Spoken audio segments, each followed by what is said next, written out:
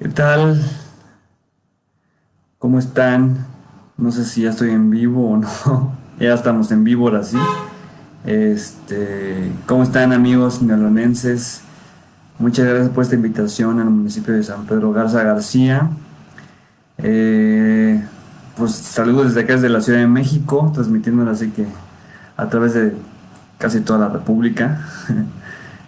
Estamos, esperemos que el clima les favorezca. Acá hemos estado un poco fríos. Ahorita ya salió el solecito.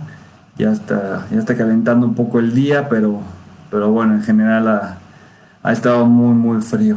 Eh, ¿No? El día de hoy, bueno, me invitaron, la Casa de Cultura del municipio, muy amablemente me invitó a dar una charla sobre lo que es el universo, su origen, su evolución y bueno, lo que hoy en día comprendemos o entendemos como desarrollo sustentable, ¿no? Esta tendencia fundamental a nivel mundial, obviamente, eh, que nos obliga a cambiar, bueno, patrones de conducta, patrones de consumo, patrones de producción, modelos económicos, etcétera, etcétera, ¿no?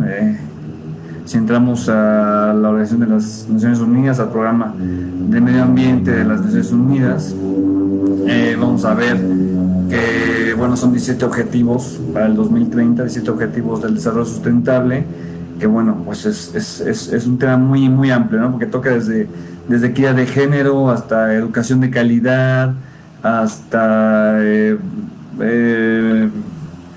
pues alianzas estratégicas para el logro de estos objetivos, bueno, el respeto a la biodiversidad marina y terrestre, etcétera, ¿no? Bueno, particularmente aquí en la Ciudad de México, bueno, es un tema muy, muy amplio, es un reto enorme, que bueno, pues tenemos que entrarle porque no nos queda de otra. Ahora sí que como seres humanos pendemos de un hilo, ¿no? Ya lo dijo Noam Chomsky la semana pasada, publicó en su artículo que la humanidad enfrenta tres terribles crisis. La crisis nuclear, la crisis autoritaria, ¿no? El autoritarismo, ¿no? Que viva en las democracias, y la crisis ambiental. Desde mi punto de vista, la crisis ambiental es la más compleja y urgente de las tres, porque pues pone en verdadero riesgo la supervivencia de la humanidad en este planeta, ¿no? Que en realidad pues lo que conocemos, o sea, 2000 años de historia, pues es nada. Y precisamente de ahí el título, ¿no? Que el fin de semana platicaba con unos amigos, me dijeron, es que el título suena muy esotérico y muy acá, ¿no? Perdón si suena la campana, porque está pasando justamente la basura ahorita, y estamos aquí, este, en un cuartito que da a la calle. Este, Suena muy esotérica, pero en realidad, pues no, porque precisamente este es el objetivo principal de mis escritos o de esta charla, ¿no? En mis escritos que los pueden encontrar en mi blog, que se llama wordpress.alfonsobelmar, lo pueden encontrar. Este, y igual Alfonso Belmar en Facebook, en Twitter es Alfonso-Belmar R, en Instagram soy Alfonso Belmar Romay, son mis redes sociales, ¿no? Y ahí me pueden estar siguiendo y viendo las cosas que publico al respecto, y precisamente de eso se trata, o sea, de que entendamos, de que tengamos conciencia, de que nos entre en la cabecita loca de seres humanos que tenemos, que bueno, pues el universo, pues que conocemos, ¿no? Independientemente de las creencias que cada uno pueda llegar a tener, este, existe la ciencia, ¿no? Moderna, la física, que pues en parte tiene dos teorías pilares, digámoslo así, que es la teoría cuántica, la teoría de la mecánica cuántica y la teoría de la relatividad de Einstein, ¿no? Curiosamente son dos teorías que se contraponen porque si las analizamos no funcionan, no, la teoría de la relatividad no funciona en la teoría de la mecánica cuántica, la teoría de la mecánica cuántica no funciona en la teoría de la relatividad. Pero bueno, son las dos teorías pilares que fundamentan el estudio de la física. Y entonces a partir de esas teorías, bueno, pues hay estudios, hay pruebas, ¿no? Aparte de todas las cosas que los Voyager, el Hubble, todo lo que hemos lanzado al espacio y hemos investigado, pues tenemos noción hasta cierto punto de que el universo se creó, ¿no? Gracias también a las teorías de Stephen Hawking, basadas en la teoría de la relatividad, perdón, este, pues se creó a partir de un Big Bang, ¿no? Lo que conocemos como un Big Bang. A partir de una singularidad, ¿no? Que le llamaban ellos la singularidad primaria, que era una esfera súper condensada y súper densa de materia, energía, pues todo. Y y de repente pues ya no pudo contener más el asunto. ¿Qué había antes de eso? Pues la ciencia ni nadie lo puede decir, ¿no? Son teorías, es algo que todavía tenemos pues no muy claro, ¿no? Pero bueno, en ese momento le llaman la singularidad y ¡pum! Explotó, hizo un Big Bang, ¿no? Y de ese Big Bang, digo, la expansión de lo que conocemos como universo, no de la singularidad primaria a lo que fue 300.000 años. O sea, los primeros 300.000 años del universo no llegan ni siquiera a los confines de donde se encuentra la Vía Láctea, que es la galaxia que hoy habitamos, ¿no? La galaxia donde se encuentra el sistema solar y donde se encuentra el planeta Tierra, donde se encuentra el Sol, una de las miles de millones de estrellas que existen en el universo, y no la más grande, por supuesto, ¿no? El Sol es una estrella muy pequeñita a comparación de otras que se han llegado a encontrar por ahí. Y bueno, ya, sin desviarme mucho, regresamos al tema del Big Bang. Esto sucedió hace aproximadamente, los científicos calculan, y esto es grande gracias a tecnologías muy avanzadas que utilizan para hacer estudios de con radiología, con etcétera, ¿no? Que son ecos sonoros y de radiaciones que quedan en el universo, ¿no? O sea, porque todo lo que sucede deja huellas. O sea, eso también es muy importante, que tenemos que comprender que todo lo que hacemos en la vida, nosotros mismos, lo que sucede en general, pues deja huella, ¿no? Repercutimos en algo y pues hay que tener conciencia de hasta dónde van a llegar las consecuencias de nuestras acciones, ¿no?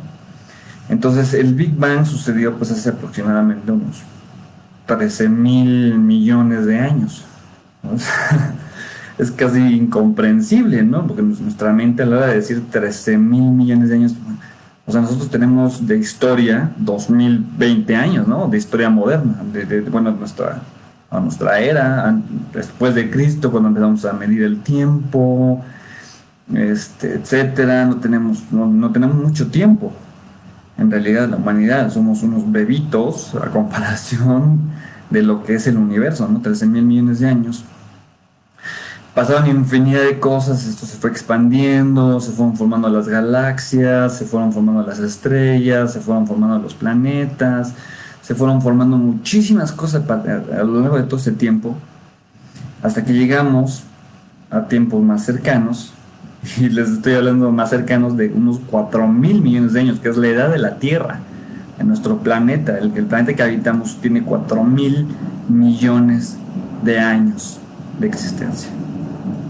Entonces al principio pues era una roca extremadamente caliente, de erupciones por todos lados, por lo mismo, ¿no? De la formación esta que le llaman exoplanetar, creo que es un término científico que le llaman, que es precisamente como la materia empieza a girar, girar, girar hasta que se comprime, y entonces el planeta Tierra nació. 4.000 millones de años. Las condiciones terrestres, obviamente, al principio, pues eran completamente inhabitables como lo conocemos hoy en día. No es como vivir en el cráter de un volcán activo. Eso sería más o menos así la comparación, ¿no? Hoy en día. Y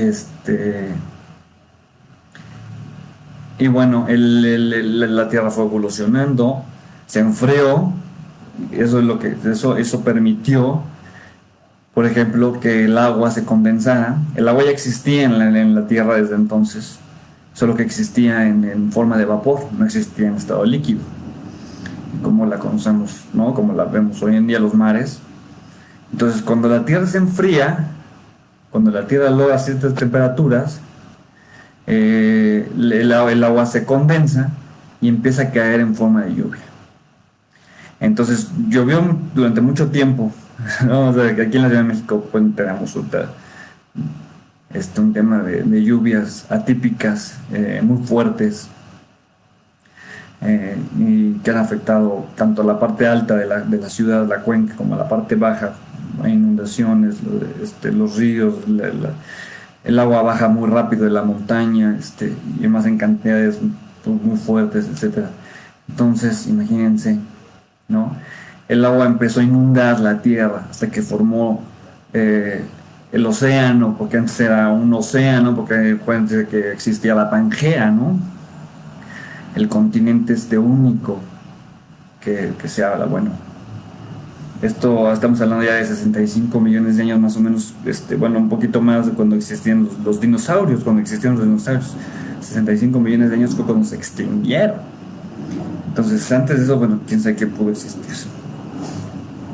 Entonces, cuando la Tierra se enfría, relativamente, o sea, no estamos hablando de los climas que tenemos hoy, que son extremadamente fríos a comparación de cómo era entonces, se condensa el agua, cae, llena llena la tierra, los océanos, forma los océanos, y en ciertas partes del mundo hay pequeños charcos, ¿no? Que se forman charcos muy calientes, donde obviamente la vida ya comenzaba a gestarse, los primeros chispazos de vida, ¿no? El ácido ribonucleico y el ácido ahí se me fue el nombre, perdón, el ADN y el ADN son dos cosas diferentes.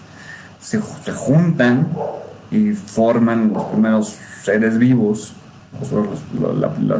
la primera vida, ¿no? No sé si llamarle ser vivo,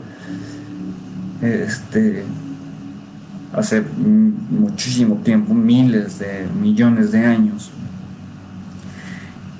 Empiezan a vivir ahí en estos pequeños charcos hasta que uno de ellos llega más o menos a la superficie y empieza a tener contacto con el sol. Cuando el sol empieza también a tener, digamos, entrada a la Tierra, porque pues obviamente al principio la atmósfera de la Tierra era muy densa, muy oscura, la luz del sol tenía trabajos para llegar a la superficie terrestre, le costaba trabajo. Prácticamente no llegaba, ¿no? Pero cuando lo hizo, aparecieron las primeras cianobacterias. La vida evolucionó, estos pequeños organismos unicelulares evolucionaron y dejaron de alimentarse de ciertos elementos alimentarse con oxígeno, ¿no?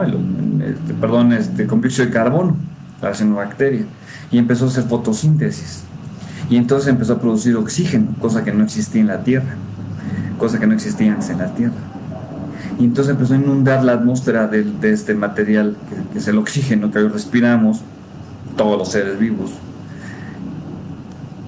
Y cambió la faz de la Tierra, cambió por completo, se llenó de oxígeno, valga la redundancia. Y bueno, las cianobacterias hicieron una revolución biológica en el planeta a nivel macro, porque todo cambió, ¿no? Después de las cianobacterias, bueno, pues la vida siguió buscando formas no sé si de expresarse, ¿no? En ese entonces, pero pues a lo mejor sí, ¿no? La vida buscaba cómo ser diferente, ¿no? Cómo variar, cómo manifestarse en todas las formas posibles. Y fue evolucionando hasta que, hasta que se formaron, ¿no? Por ejemplo, los dinosaurios, los grandísimos dinosaurios, ¿no? Que ahora encontramos los fósiles y nos los imaginamos y cuando somos pequeñitos nos fascinan los dinosaurios, ¿no? No hay niña o niño que no pase por una etapa en la cual se maravilla con estas grandes bestias que eran los dinosaurios. Pues por lo mismo, ¿no? Porque son impresionantes desde mi punto de vista, es algo. A mí me gustaría verlos en vivo, ¿no? Como Jurassic Park, así una cosa por el estilo estaría fenomenal. Eh, los dinosaurios que reinaron durante muchos millones de años en la Tierra, ellos fueron los que dominaban, ¿no? Tanto herbívoros como carnívoros, como lo que sea. Entonces, hasta que llegamos a 65 millones de años, ¿no? Hace 65 millones de años, dice la historia que un gran meteorito impactó la Tierra. Es eh, una teoría hasta cierto punto aceptada por el círculo científico, ¿no? En el cual este meteorito entonces impacta la Tierra, les hago así con efectos especiales, y toda la cosa.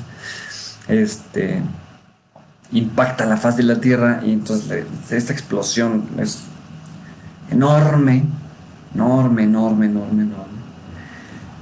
Y no es que los dinosaurios perezcan o mueran o se extingan en el momento preciso en cual el meteorito hizo contacto con la Tierra, ¿no? Hay ciertas partes del mundo, pues, donde la explosión obviamente afectó, pero lo que sucedió principalmente fue que este impacto fue tan fuerte que la cantidad de polvo, explosión, todo lo que levantó la explosión, el polvo, el agua, tal, volvieron a formar una atmósfera muy densa y muy oscura. Entonces el sol no llegaba otra vez a la superficie terrestre, lo que dificultó mucho que las plantas se reprodujeran, porque sabemos que las plantas se alimentan del sol, no hacen fotosíntesis. Y entonces lo primero que desapareció fueron las plantas. Lo segundo que desapareció fueron los dinosaurios herbívoros, ¿no? Porque se alimentaban de las plantas. Y pues lo último que desapareció fueron los dinosaurios carnívoros. Ya se comían entre ellos, al final dicen por ahí algunas teorías, ¿no? Que ya en esa época era un desastre todo, ¿no? Hambruna, ¿no? Los dinosaurios sufrían hambruna, se morían de hambre, etcétera, bueno, tal cosa. Y por ahí, quedó, ¿no? Un pequeño mamífero, como un pequeño reptil, ¿no? Porque antes los mamíferos descienden obviamente de los reptiles, pues la evolución no hay evolución espontánea, comprobado científicamente, no existe, no es que de repente, pum, hayan aparecido ahí, evolucionamos, ¿no? De los reptiles, todos los mamíferos. Entonces este pequeño reptil, sus pequeñas dimensiones le ayudaron a guardarse, a sobrevivir. Hay otra cosa también muy importante, es que los dinosaurios eran animales de sangre fría. Entonces el frío, obviamente al sol, al no llegar a la superficie terrestre, hace mucho frío en el planeta y pues al no poder calentarse, los animales mueren, ¿no? Es algo muy importante. Entonces estos pequeños animalitos pues, se podían meter en la tierra, valga la redundancia otra vez, y conservar el calor, ¿no? O generarlo, el calor de la tierra, lo que hoy le llaman la geotermia, es una de las energías renovables muy importantes, ¿no? La energía del calor que genera la misma tierra, el mismo planeta. Entonces, estos pequeños animalitos, pues ahí quedaron, ¿no? Y fueron evolucionando hasta llegar a ser mamíferos, ¿no? hasta cambiaron su forma de vivir en el tema de la sangre, ¿no? De ser sangre fría, pasaron a ser animales de sangre caliente, ¿no? Como nosotros hoy en día, con la cantidad de los mamíferos que conocemos, este, pero siguen siendo muy pequeñitos, ¿no? Muy, muy pequeñitos. Ahora, el espacio que dejaron los dinosaurios cuando se extinguieron, pues permitió que entonces estos mamíferos pues salieran a la tierra sin miedo a que fueran devorados por un tiranosaurio Rex, por ejemplo, y, y dominaron la tierra, se expandieron y tal, y fueron evolucionando de formas impresionantes, ¿no? En diferentes, muchísimas especies. La evolución es algo maravilloso, todo por donde hemos pasado, ¿no? Desde que salimos de las aguas, como lo marca la tradición, hasta lo que somos hoy en día. Pero bueno, entonces se crearon los mamíferos, ¿no? Bueno, sí, exactamente los primeros mamíferos que fueron evolucionando. Y ya por ahí ¿qué te diré? Unos 150 millones de años aparece uno de los primeros primates, ¿no? O sea, 150 millones de años cuando el universo tiene 13.000, más de 13.000 millones de años. Los primeros primates aparecen hace 100 millones de años. O sea, es nada, ¿no? Y bueno, estos primates obviamente van evolucionando. Primero eran arbóreos, vivían en los árboles, perdón, hasta que fueron creciendo, como les digo, fueron aumentando sus dimensiones, hasta que esto les impidió como tal vivir entre las ramas, ¿no? Entonces fueron evolucionando, fueron creando miembros, por ejemplo, superiores e inferiores, que se pudieran abrazar, ¿no? Antes eran como ratitas, pues, o ardillitas, que caminan así. Entonces pues, una ardillita tiene garras y se puede agarrar del tronco, pero no lo puede abrazar, ¿no? Como un orangután, por ejemplo, ¿no? O como nosotros, un chimpancé, etc. Entonces empezaron a formar estas partes, empezaron a formar lo que conocemos como el dedito gordo del pie. Antes no lo tenían, hélix, se llama la formación hélix, Hellix. Y bueno, fueron evolucionando estos primates hasta que no estos primates que andaban entre las ramas y por el suelo, ya muy grandes por el suelo y más o menos entre los árboles, siendo vegetarianos, bueno, omnívoros en su gran mayoría. Omnívoros de vez en cuando también comían insectos o cosas por el estilo, ¿no? Pero lo importante es que fueron aprendiendo, ahora sí que adaptarse a su medio, a los nuevos medios que la tierra les proveía o la tierra los beneficiaba hasta que aparece los primeros homínidos, ¿no? Nosotros, los seres humanos, somos homínidos, la especie Homo, ¿no? Lo que le llaman.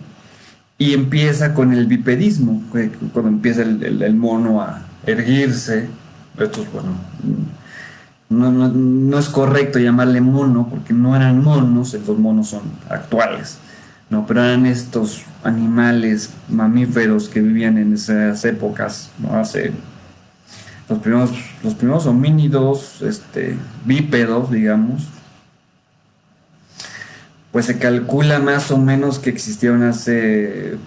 que empezaron a existir hace 13 millones de años, ¿no? Los fósiles más antiguos tienen 8. Uno de los más famosos es Lucy, por ejemplo, ¿no? La famosísima Lucy, esta Australopithecus, pues Lucy tiene alrededor de 7 millones de años. O sea, si este año 2020, ¿no? Que ha estado difícil por temas de la pandemia y tal, se nos ha hecho larguísimo a todos, ¿no? Porque estamos también encerrados y tal, pero se nos ha hecho larguísimo. Imagínate, 7 millones de años. Es muchísimo tiempo. es muchísimo, muchísimo, muchísimo tiempo. Este, y aparecieron, ¿no? Estos homínidos y empezaron también a caminar y tal, erguidos, a tener otras características que son obviamente diferentes al resto de los animales que existían en ese entonces. Y ya muy posterior a esto, no tengo que estar los Australopithecus lucy 7 millones de años, 3 millones de años por ahí empezamos a tener como noción de, pues, qué onda, ¿no? Algo está pasando, algo extraño. No sé si han visto la película de Odisea en el Espacio 2001. Lo representa muy bien, lo fotografía muy bien Stanley Kubrick, ¿no? Con las primeras escenas, el amanecer del hombre, ¿no? Hasta el corte que hace cuando este chango avienta el hueso y va girando en el aire, ¡pum! Te cortan a una nave espacial. Entonces, más o menos empezábamos a tener idea, y es ahí precisamente donde Ernst Cassirer, Ernst, así se llama, perdón, es un nombre complejo. Ernst Cassirer es un filósofo alemán.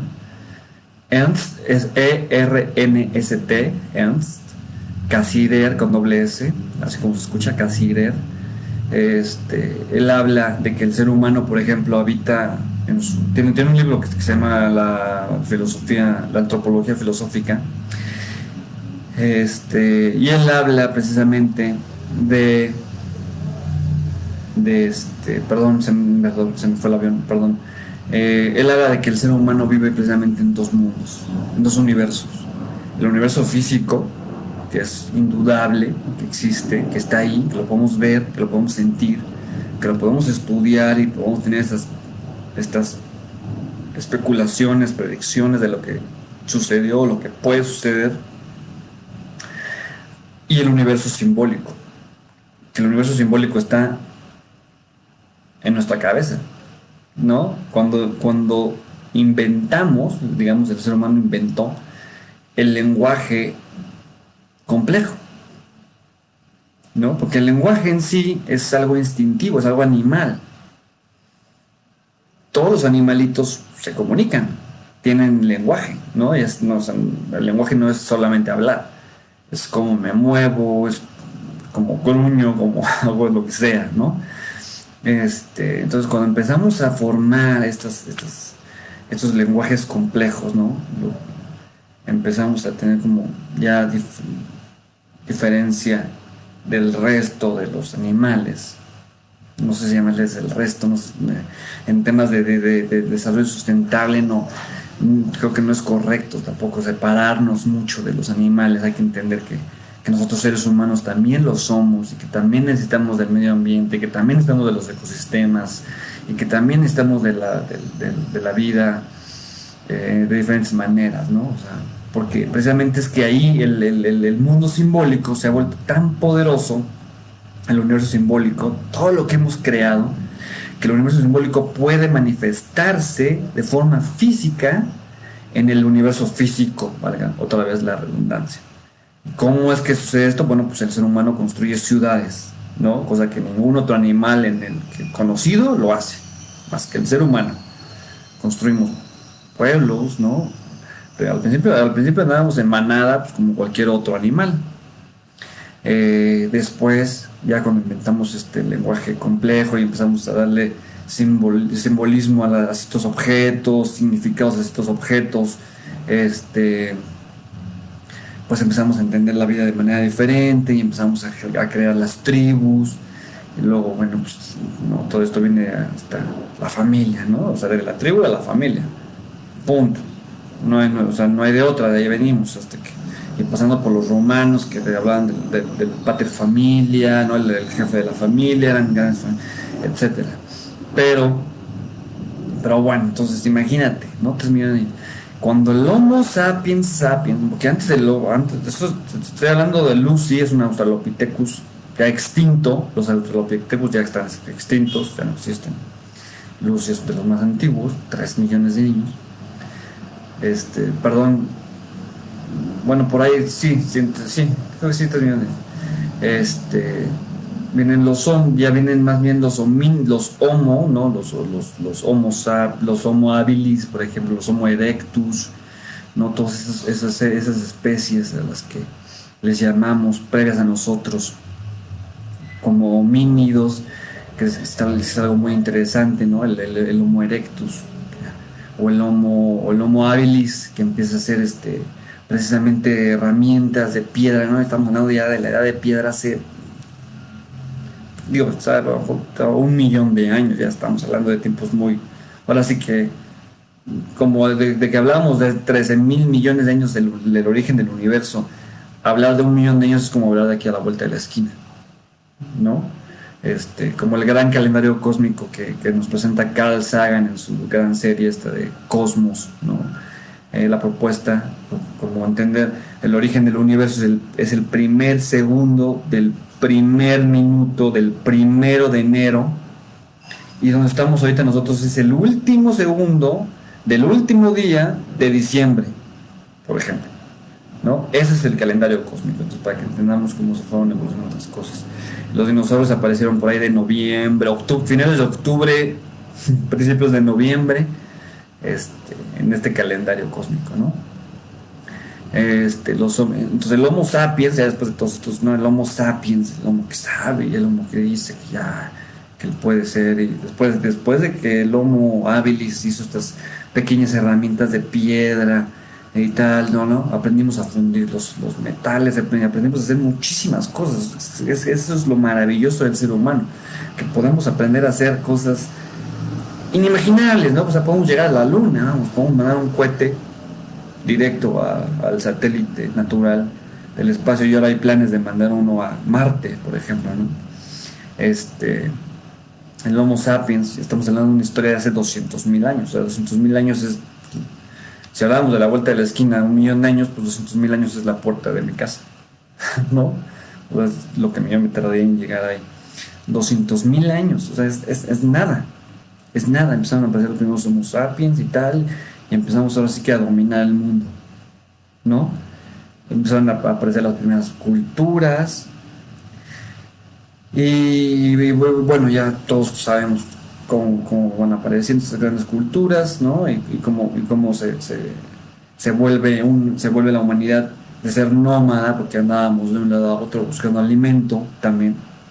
Es importante recordar, nos volvemos sedentarios al momento de inventar la agricultura, o de darnos cuenta de que las cosas pueden crecer de manera controlada, ¿no? Y no salvaje como un bosque o una selva. Y empezamos también a seleccionar los frutos o las semillas que, pues, nos hacen bien a nosotros, ¿no? A la humanidad nos hacen bien. Y entonces también a lo largo de la historia de la humanidad se han perdido infinidad de especies vegetales, no tienen idea, o sea, infinidad de especies vegetales que hemos llevado a la extinción, por así decirlo. O sea, así se dice, ¿no? Como se extingue una especie animal, se extingue una especie vegetal, pues por selección artificial, no selección natural, sino una selección artificial hecha por el ser humano, ¿no?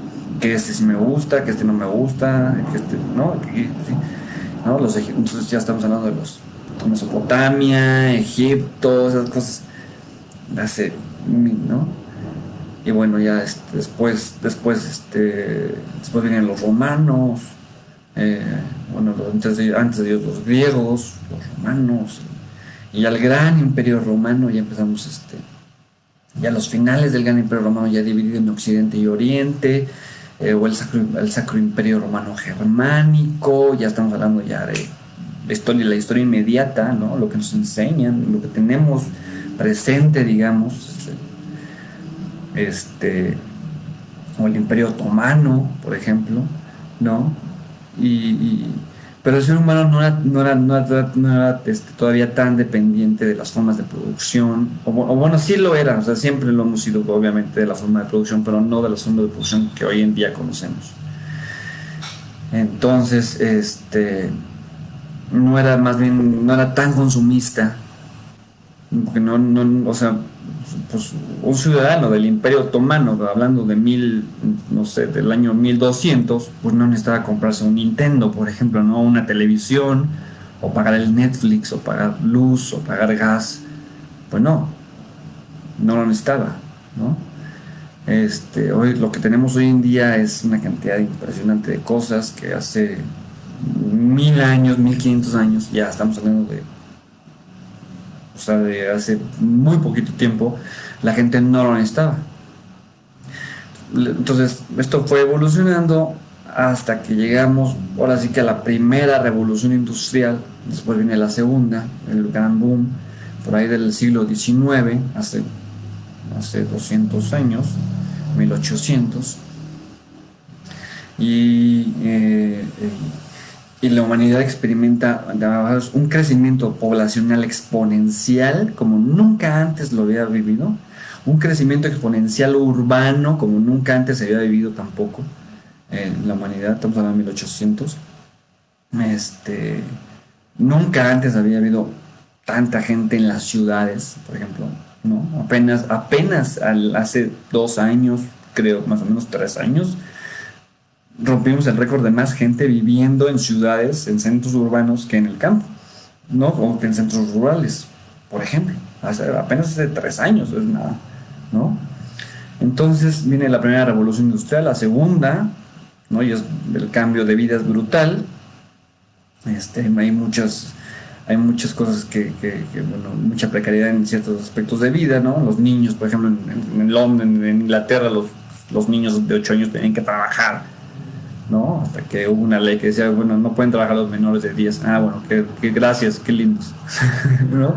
Qué buena onda, pero estamos hablando de hace 200 años, ¿no? Para que nos entendamos más o menos, cómo está la humanidad. Y todo esto viene gracias también a lo que llamamos la modernidad, ¿no? El pensamiento ilustrado y todas estas cosas que vienen a romper con lo medieval, con la era medieval, donde reinaba el pensamiento mágico, ¿no? O sea, entonces la época de la ilustración rompe con ese pensamiento mágico, seculariza el pensamiento, o sea, lo vuelve genérico. Creo yo también gracias mucho a esto, al invento de Gutenberg, que es la imprenta, porque hace masiva el conocimiento, ¿no? Porque antes de escribir un libro, pues era una locura, ¿no? Porque lo tenías que escribir a mano, y escribían los monjes, escribían las Biblias, a mano, ¿no? Y las hacían, y tardaban una vida, ¿eh? Dedicaban una vida entera a hacer un libro. Y estos famosísimos incunables, por ahí hay libros hechos a mano todavía. Por ahí en algunas bibliotecas de la humanidad, famosísimos incunables. Se llaman los incunables. Que solamente son un tomo, es una edición y ya, no sé si llama la edición siquiera. Pero entonces Gutenberg, tampoco digo, cuando Gutenberg inventó la imprenta, tampoco fue así como, ay, hizo 2000, no, hizo 50 Biblias, o sea, hizo 50 Biblias en una maquinita y todo el mundo dijo, ah, no, está cañón, son muchísimas Biblias. Bueno, eso revolucionó el conocimiento, revolucionó la comunicación, que eso es muy importante también, y el lenguaje complejo lo amplió, porque es muy importante mencionarlo porque, ahorita les voy a explicar por qué.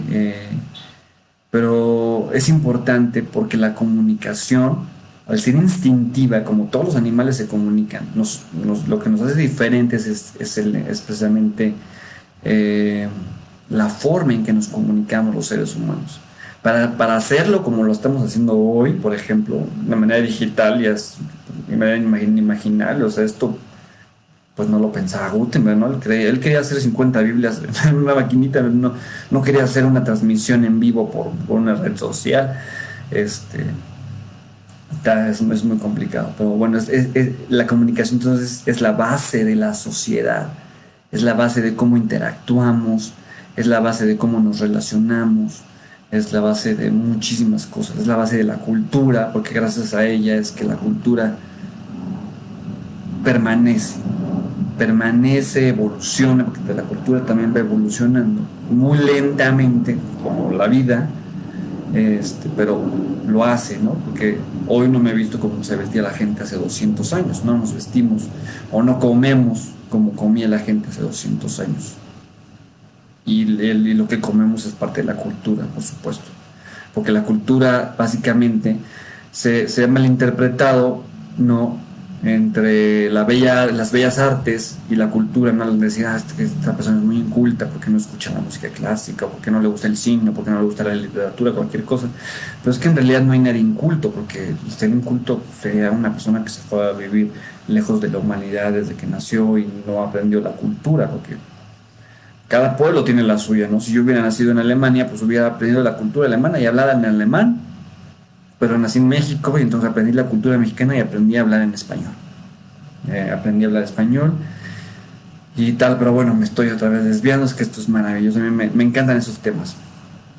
Y luego lo voy a retomar precisamente para hacer la diferencia, ya para apurarme porque tenemos 40 minutos, hacer la diferencia entre lo que es la sustentabilidad y lo que es la sostenibilidad, desde un punto de vista de comunicación y comprensión. Porque ahora dicen, es que sí, es que ya, la Real Academia de la Lengua dice que sí, que es aceptado, porque una tiene una acepción social y la otra no.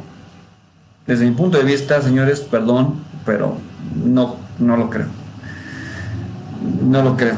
Soy más pragmático, creo que las cosas se tienen que llamar como se llaman y punto. Entonces viene la revolución industrial ahí por el año, ya regresando a nuestro tema, viene de ahí la revolución industrial por el año de 1850, la segunda revolución industrial, y bueno, pues pasan todas las cosas que ya les comentaba, pero aún así todavía existía el Imperio Prusiano, por ejemplo, ¿no? El Imperio Prusiano, ahí en Prusia, lo que hoy es Alemania, Polonia, Austria, ¿no? Toda esa zona de por ahí, era un gran imperio que se llamaba el Imperio Prusiano. Este, la gente todavía no consumía, ¿no? Como consumimos hoy en día. O sea, sí, bueno, sí inventaron la máquina de vapor y sí fue así como de wow, ¿no? Pero no todo el mundo tenía coches. Tenía un coche, las ciudades, ¿no? Todavía la gente andaba a caballo, en carretas, hasta 1900, ¿no? O sea, cuando la revolución aquí en México sucede, las fotos que vemos, ustedes pónganse a ver las fotos de la revolución, a hacer una investigación, por ejemplo, van a ver la locomotora, sí, porque la locomotora es, ¿no? La máquina de vapor es fundamental, pero la gente andaba a caballo, hablando de 1900, hace 100 años, ¿no? Que es lo que es nada, lo que es prácticamente nada. Después vienen las guerras, la Primera Guerra, después viene la Segunda Guerra Mundial y la industria crece muchísimo más exponencial. O sea, desde 1850 la exponencia, el crecimiento exponencial de la industria fue brutal. De lo que no había existido nunca antes en la humanidad.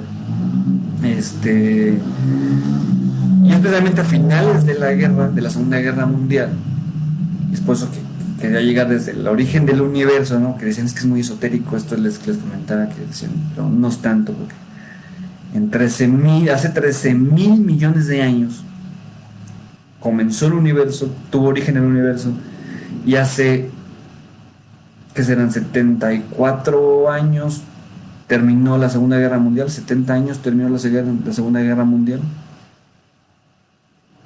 ¿Me explico? Y es precisamente cuando viene el boom exponencial del consumismo, la industrialización de la sociedad, de la humanidad ya había existido, ahora viene el boom del consumismo. Y esto viene a partir después de la Segunda Guerra Mundial, porque la industria norteamericana, por ejemplo, Estados Unidos tiene una industria brutal, pues para mandarle todas las tropas a Europa. Era una industria, ¿no? Los enlatados, aunque los enlatados vienen de las tropas napoleónicas, esto se me quedó grabado ahora que lo discutimos el fin de semana, las tropas napoleónicas, ya Napoleón, uno de los grandes inventos que Napoleón tuvo, que ayudó a conquistar casi toda Europa, fue precisamente el abasto de sus tropas, ¿no? El abastecimiento de alimentos a sus tropas, y entonces ellos inventaron los enlatados. Obviamente no como los conocemos hoy en día, pero bueno, el presidente Eisenhower en Estados Unidos, estaba como en duda, decía, ¿qué vamos a hacer? Porque esto está ya muy fuerte, ¿no? La industria. Entonces tenía un asesor que se llamaba Víctor Lebow, este, apúntelo por ahí si es que están tomando apuntes. Víctor Lebow, como se escucha con W, Lebow, asesor de mercado del presidente Eisenhower de Estados Unidos. Le dijo, no, no, no, nosotros no podemos parar la industria, porque si paramos la industria nos caemos como nunca en la vida. O sea, ¿te acuerdas de la depresión del 29 que habían vivido, ¿no? Pues va a ser 50 veces mayor. O sea, no podemos detener las máquinas, no, no, no, no. O sea, esto tiene que seguir, tiene que seguir, seguir, seguir, seguir, seguir.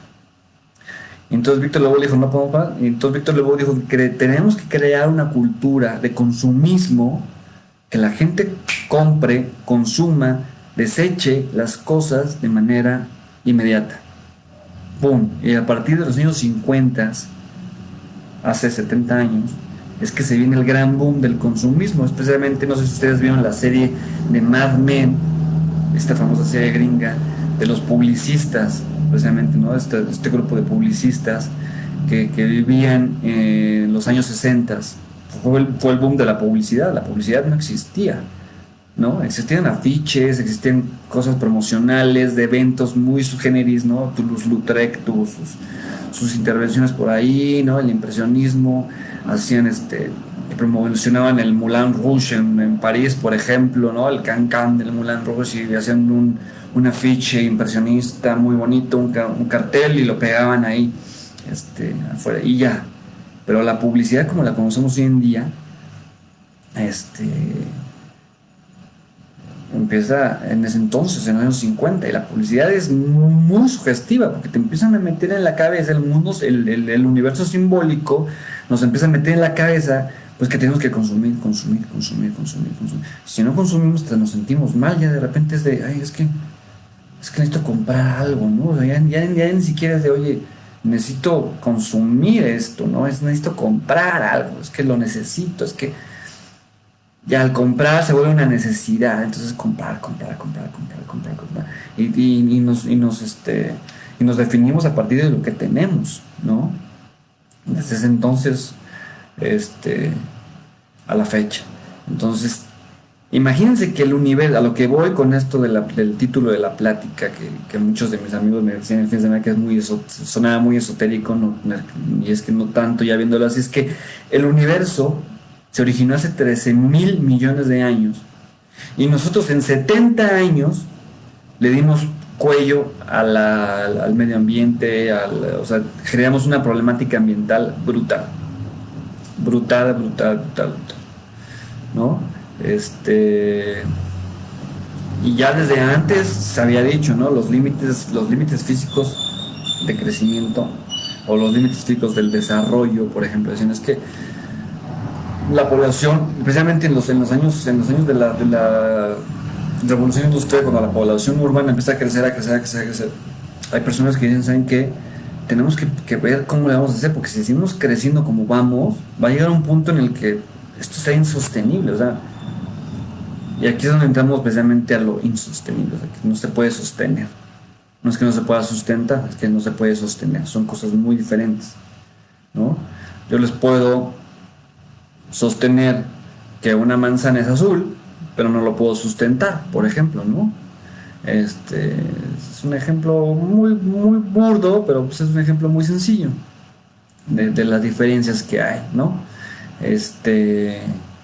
Entonces, en ese tiempo, ¿no? En 70 años, ahora sí que fue todavía más el crecimiento. Desde hace 200 años nos habían puesto los límites físicos del desarrollo, los habían mencionado, de decir, ¿saben qué? Cuidado, porque nos podemos sobrepasar, pero en 70 años, no, no, no. Y en 20 años, hace 20 años, cuando empezamos a consumir plásticos, por ejemplo, porque antes, por ejemplo, la Coca-Cola, pues producía sus botellitas de vidrio, ¿no? Y tú comprabas tu Coca-Cola de vidrio. Pero hubo un momento en el cual la Coca-Cola decidió, pues, que tenía que hacer sus botellas de plástico. ¿Por qué? Porque puede ser más rentable, porque no hay merma, no se rompen, son más ligeras, entonces, en el transporte y tal. Muchas cosas que en una lógica capitalista no sé si capitalismo, una lógica de negocio, de que haya utilidad, pues es mejor, ¿no? A que realmente ayudemos al medio ambiente, pero siempre, luego sacaron su tema de la botella verde que está hecha con material orgánico, pero al fin y al cabo ese material orgánico se convierte en plástico, sigue siendo plástico, siguen siendo polímeros sintéticos no degradables, ¿no? Que luego con el calor y el sol y tal se fragmentan y se vuelven microplásticos y contaminan deja tú la flora, contaminan la fauna, ¿no? Contaminan lo que nosotros nos comemos, entonces es un tema tremendo. Y ya para no extendernos más, llegamos a hoy en día donde pues, vivimos una problemática ambiental brutal y el crecimiento de las ciudades de manera exponencial continúa, ¿no? La Ciudad de México, donde estoy yo ahorita, es uno de los casos. San Pedro Garza García, Nuevo León, la ciudad de Monterrey es otro caso, la ciudad de Guadalajara, la ciudad de Puebla, son centros urbanos pues, que están creciendo aquí en México.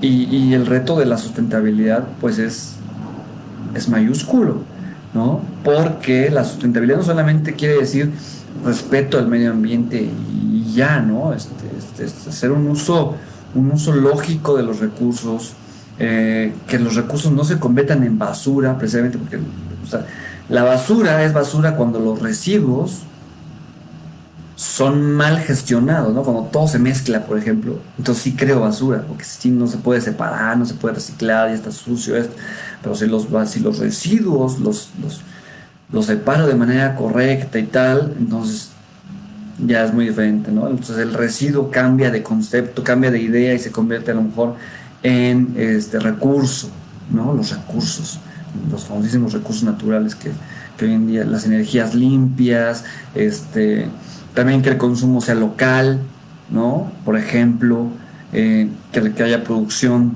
agrícola.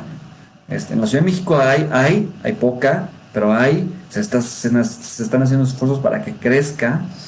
Pero sí la hay en la zona chinampera, por ejemplo, Xochimilco, Tláhuac, en las partes altas, Magdalena Contreras tiene suelo agrícola. Entonces lo hay, ¿no? Podemos hacer los mismos alimentos que se consumen, digo, los mismos alimentos que se producen en la zona, alimenten a la gente que vive en esa zona. Y tenemos que empezar a dejar muchas cosas que tenemos acostumbradas. Bueno, a lo mejor ustedes allá en el norte, la carne, por ejemplo, la res es más común. Aquí en la cuenca de México, donde existe la Ciudad de México, no había reses. Las reses las trajeron los europeos. Aquí había venados, aquí había guajolotes, aquí había conejos, serpientes, había peces, ¿no? Zona lacustre, por supuesto, había una gran laguna que ya está seca y hay muchas colonias que no tienen agua, por ejemplo. Había aves, muchas aves, patos, cigüeñas que se comen, por supuesto, se comían, ¿no? De hecho, ahora, con ese proyecto que la Secretaría de Turismo de aquí de la Ciudad de México está llevando a cabo, que se llama Turismo de Barrio, eh, hubo unas charlas con gente de Iztacalco y hablaban del pato a la basura. Por ejemplo, yo dije, ¿qué es eso de pato a la basura?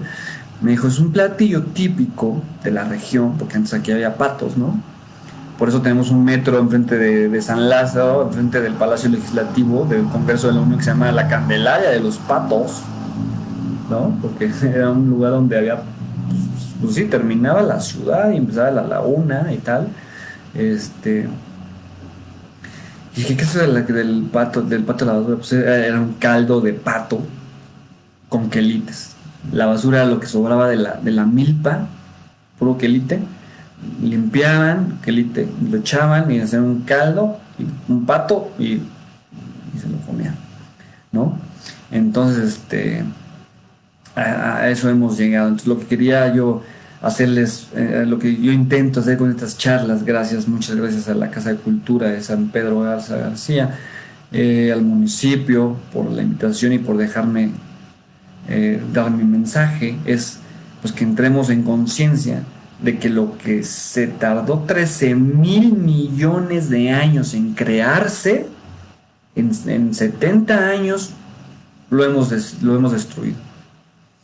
Y también entrar en conciencia que así como el ser humano tiene la capacidad destructora, tiene la capacidad creadora, tenemos la creatividad y podemos hacer cosas maravillosas y por supuesto que estamos todavía en tiempo de decir, ¿saben qué? Hay que revertirlo. Hay que revertir el daño que hemos hecho, porque hay estudios muy, muy fuertes que dicen que si la temperatura de la Tierra sube tan solo 1 grado más, y se ha vivido en lugares donde es que estos calores no había antes. 1 grado más de temperatura equivaldría no solamente al derretimiento de los polos. En Siberia, toda la parte norte de Rusia, tiene un tipo de suelo que se llama permafrost. El permafrost es un suelo lodoso, es como un pantano congelado. Del frío que hace es como un pantano, es un lodo congelado. Entonces eso hace que sea un suelo muy, muy, muy duro, muy poca vegetación y tal, pero abajo de eso lo que tiene Rusia, que por eso es gran potencia mundial, es que tiene mucho gas natural, el famoso gas natural, que al fin y al cabo es gas metano. Y el gas metano es un gas de efecto invernadero mucho, mucho más potente que el dióxido de carbono. El gas metano se calienta de volar. Entonces, si sube la temperatura de la Tierra, se derrite el permafrost, el gas metano se libera, porque no es que tampoco está fuerte el suelo, porque está congelado, no es porque sea tierra firme. Se libera ese gas metano a la atmósfera y vamos a vivir una atmósfera que no habíamos vivido hace 60 millones de años, ¿no? Por ejemplo, lo que estamos, o sea, la regresión brutal que estamos ocasionando por esos patrones de conducta, que son patrones de consumo, patrones, etcétera, ¿no? De muchas cosas. Entonces hay que cambiar el chip y lo podemos hacer a pequeña escala, desde nosotros, tratando de evitar, bueno, y ahorita ya me voy a extender, perdón, un poquito más, unos minutos más. Lo podemos hacer desde nosotros, pues, por ejemplo, evitar los plásticos de un solo uso, evitar, por ejemplo, el desperdicio de gas, ¿no? De gas metano o LP, porque también su combustión, ahora que nos vamos a bañar, calentamos el agua, y sí, pero la combustión de ese gas genera dióxido de carbono y estamos contribuyendo a la emisión de gases de efecto invernadero y al calentamiento global, obviamente, ¿no? Y al cambio climático, por supuesto. Que no se desperdicie el gas, que no usar los plásticos de un solo uso. Los plásticos de un solo uso son, por ejemplo, el unicel, ¿no? Que solamente sirve para traspasarnos algunos materiales, ¿no? Y después lo tiramos y tiene vida útil de 5 minutos y tiene una desintegración de miles de años. Pues es ilógico, ¿no? Por ejemplo, y es un plástico el unicel. Procurar las energías renovables, exigirle a nuestras autoridades que lo hagan y encontrar las formas. Hay muchas, no solamente la solar, la eólica, hasta la hidráulica, ¿no? Y no tenemos que construir grandes presas. En cualquier parte donde pase un arroyito que sea constante, perenne, ¿no? Podemos colocar turbinas, se genera energía local, por ejemplo, en ciertos lugares, en ciertas colonias, ¿no? Que tengan sus baterías, su centro de, no sé cómo llamarlo, centro de acopio energético, ¿no? La solar, la eólica, les digo, la cinética, por ejemplo, también. México tiene costas, pero muchísimas costas. De hecho, hay más mar que tierra en México. México tiene más suelo, tiene más territorio marítimo que territorio terrestre. Eso es un dato muy importante. También hay que alimentarnos de los peces, pero también hay que tener un uso consciente de cómo nos alimentamos de ellos. Y entonces en las costas, lo que da de la energía cinética es que inventaron en Europa unas como especies de víboras que van en las olas en la costa y se mueven así al vaivén del mar y eso genera energía, ¿no? Energía eléctrica, la cinética. Nosotros mismos como seres humanos nos movemos todos los días y producimos energía, por ejemplo, ¿no? Porque para estar vivos pues, necesitamos energía. Este, generamos calor, generamos energía térmica, generamos energía cinética, generamos muchísimos tipos de energía al ser humano. Ya internamente en nuestro cuerpo, en nuestro estómago, pues esta energía química, ¿no? Cómo descomponemos los alimentos para que nos nutran, ¿no? Hay cuestiones químicas dentro de nosotros, entonces es algo muy, muy interesante.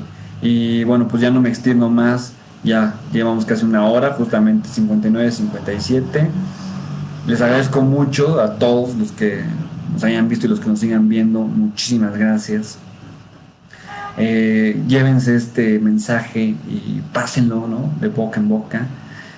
Tengo un grupo en Facebook que se llama Desarrollo Sustentable para Curiosos, donde compartimos pues información al respecto, ¿no? Y datos curiosos y cómo reducir la huella de carbono y cómo reducir la huella hídrica y cómo reducir estas cosas y cómo hacernos cada vez más sustentables desde nosotros y cómo exigirle a los gobiernos y cómo exigirle a las empresas y tal. Es un grupo, únanse a ellos, díganle a sus amigos que se unan a él, perdón, se llama Desarrollo Sustentable para Curiosos. Entonces no me queda más que agradecerles a todos por la atención, eh, al municipio, por supuesto, otra vez. eh, Gracias por el espacio y pues bueno, pues no queda más que decir adiós y cerrar este video en vivo. Ahora sí que por donde lo voy a cerrar aquí. Siempre sucede esto con las nuevas tecnologías. Muchísimas gracias a todos. Hasta luego. Alfonso Belmar desde acá, desde la Ciudad de México. Y bueno, con el dato del desarrollo sustentable, a ver si luego expandimos el mensaje, a ver si nos dan otro espacio, estaría genial. Ya no hablar de esto, de cómo el universo se creó y se evolucionó y desarrolló y cómo lo hemos destruido en tan poco tiempo. Eh, pero pues, para hablar de otras cosas de la sustentabilidad, ¿no? A lo que quedó pendiente, por ejemplo, fue la diferencia entre sustentabilidad y sostenibilidad. ¿Eh? Eso es algo muy importante. Enrique Leff, Enrique Leff es un doctor de aquí de la Universidad Nacional Autónoma de México, muy importante, que habla de esos temas y habla muy bien de las diferencias que hay entre una y otra cosa, ¿no? Es muy interesante. Gracias, hasta luego.